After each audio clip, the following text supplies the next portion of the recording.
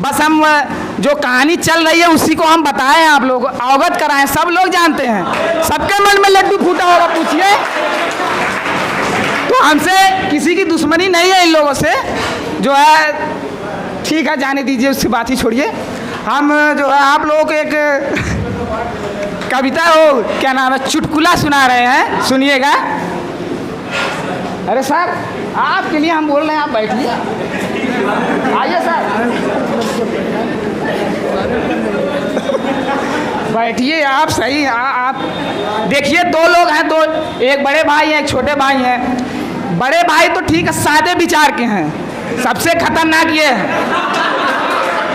क्योंकि देखिए जो बोलता नहीं है वो सबसे ज़्यादा खतरनाक होता है। इनका हम जान रहे हैं, देखिए कैसे निकल रहे थे।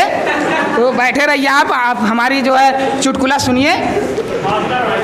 देखिए जैसे सब लोग बैठे हैं, इतने प्यारे प्यारे लोग बैठे हैं, किसी का चेहरा किसी से मिल नहीं रहा है। देखिए क्या कुदरत का देन है, सब लोग हंस रहे हैं, लेकिन सब ऐसा लग रहा है कि सब दूसरे ही घर से आए, हकीकत दिख रही है मतलब। तो सुनिएगा, ऐसे जैसे हमारे सब बच्चे बैठे हैं, ऐसे एक कोचिंग था, उसमें सब बच्चे पढ़ रहे थे, और एकदम इन्हीं की तरह एक सर थे, दुबले पतले मेरे और इनके जैसे, आए और बोले कि बेटा जो है आप लोग जाइए और 4 वाक्य घर से सीख के आइएगा।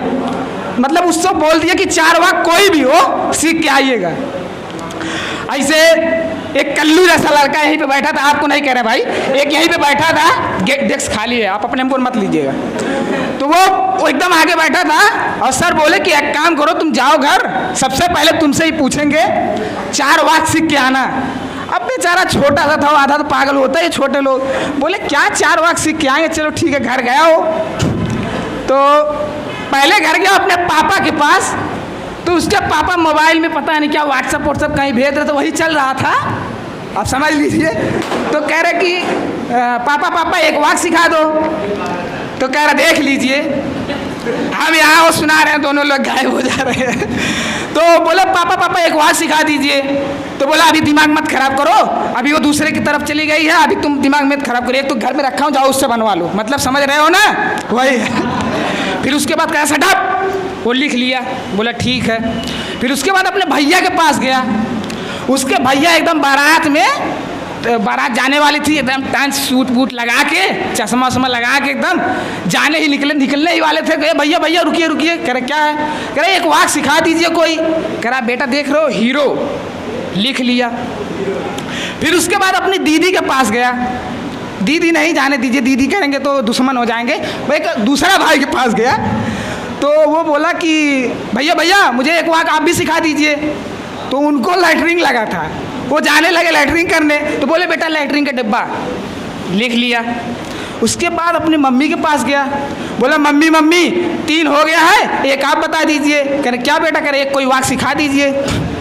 बोले कि आज नहीं कल बेटा, लिख लिया। अब गया भाई साहब स्कूल में एकदम सीना चौड़ा करके, जैसे आप भी आते थे हम जान रहे हैं, ऐसे सीना चौड़ा करके गया और ऐसे बैठा था जैसे हमारे शशि और ऋषि सर आए, बोले खड़े हो जाओ, खड़ा हो गया।